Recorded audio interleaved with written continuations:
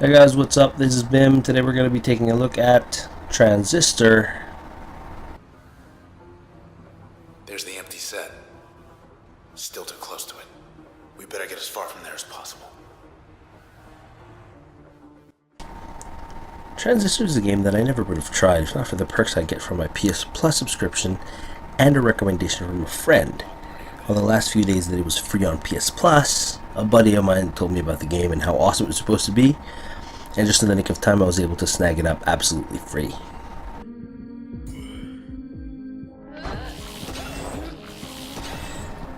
In Transistor, you play as Red, a talented singer whose voice was taken away.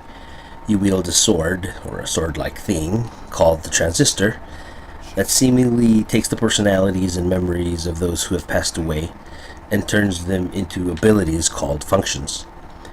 You and your city are being attacked by something called the Process. Who unleashed the Process and what it is, that's what you're hopefully trying to find out as the story progresses. At the most basic level, Transistor is just an isometric view action game. What sets it apart is the way it's presented and the way the mechanics work. So let's start off with the presentation and move on to gameplay a little later in the video. I'm so sorry, Red. They took your voice. I couldn't stop them. But we took something of theirs. Hey, let's just go.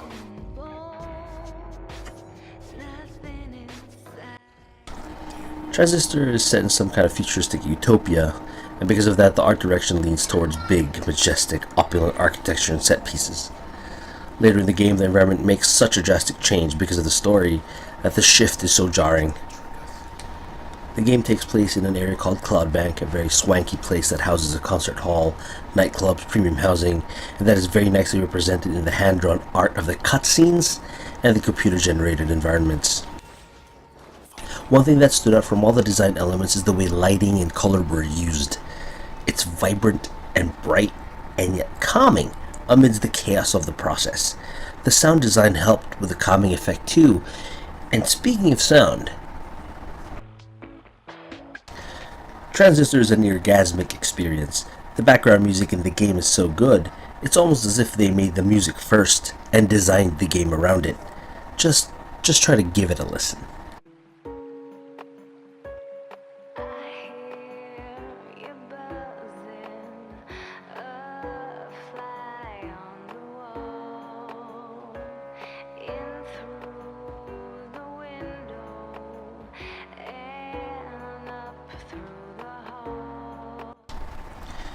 The music is so good that it's actually used as a reward for completing certain training sessions. And even if you're not an EDM fan, which I'd like to think I'm not, you'd still appreciate it if you like music in general. Just the music alone would merit the game an incredible score just for the sound, but you've also got the incredible voice acting by Logan Cunningham, who is pretty much the only friendly voice you hear throughout the game. He is in the Transistor, and he talks to you directly from the sword. It adds so much depth and flavor and character to an inanimate object, you actually end up caring about it. And not just because it's an awesome sword. You feel like there's an actual person in there. You met these things. They do not have a sense of humor. They will track you down, wipe you out, and take whatever's left of me back to those 2-bit Camerata pieces of trash. Whatever you're thinking, do me a favor. Don't let me go.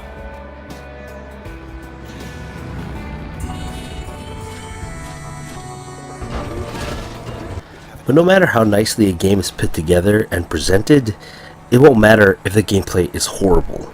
And I've always maintained that games are a marriage of art and function. The art side of Transistor, no complaints. But what about the mechanics? What about the function of it as a game? Well, I'm glad to say that it was quite enjoyable. With any luck. You go around the world leveling up and collecting skills called functions.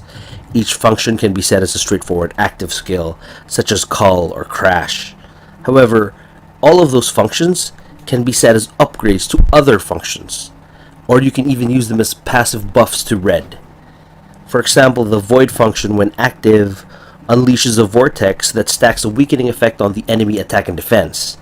However, when you set void as an upgrade to another function, like crash or spark, it will increase the damage dealt by that attack to 150% of the original damage. Once you set it as a passive skill, all of Red's attacks are slightly buffed to 120%. To avoid balance issues, there are these things called mem, or memory, which essentially acts as your maximum allowable skill slots. Each function has a corresponding skill point price, and you'll have to manage your memory to get the most bang for your buck. These are new. Yes, Transistor is an action game, so yeah, you can go around just smashing things, although that isn't the most effective way to achieve success in this game. There's this thing called the turn, which sort of acts like Fallout 3's VAT system. It allows you to plan your attack sequence, and during the turn, Red's attack speed and movement speed are increased. However, you'll have to manage the turn cost of each skill that you use. Higher damage attacks have a higher turn cost, while lower damage attacks can be used more times during one turn. So between managing your functions, maximizing your memory, and planning out your turns, Transistor plays more like an RPG than a straight-up action game. It actually utilizes strategic thinking more than straight-up brute force. While combat does get boring and gameplay does get repetitive after a while, due to having pretty much a single goal and a single combat structure for the whole 6 to 7 hour campaign, you're going to find that the ability to customize your active skills and your passive attributes while mixing and matching different moves and upgrades to fit certain situations is going to keep you entertained for hours, especially if that's your jam. One thing that really adds to the fun factor of the game is the challenge. You can control the difficulty within the game by manipulating these things called limiters, which is actually a part of the gameplay mechanics. You unlock them by leveling up, and the more you level up, the more limiters you can choose. Each limiter changes the mechanics of the game slightly by adding some challenging gameplay element, such as increasing your enemy's damage output, or decreasing your total memory, or maximum skill point allocation. And in exchange for all these limitations, you level up faster, you gain more EXP. While Transistor isn't a big AAA blockbuster title, with all the production value from big name studios, it certainly is fun, and it deserves all the credit I can give it. Now, while I'm sure I haven't really done any justice to Transistor with this short review, I'm going to end this video by recommending the game, especially if you like art, like pretty looking things, listening to some cool music, and playing a short challenging game. So you can get it on Steam. I think it's on sale now for 169 pesos, 66% off, or you can get it on PSN for about $20. It was free when I got it. Haha.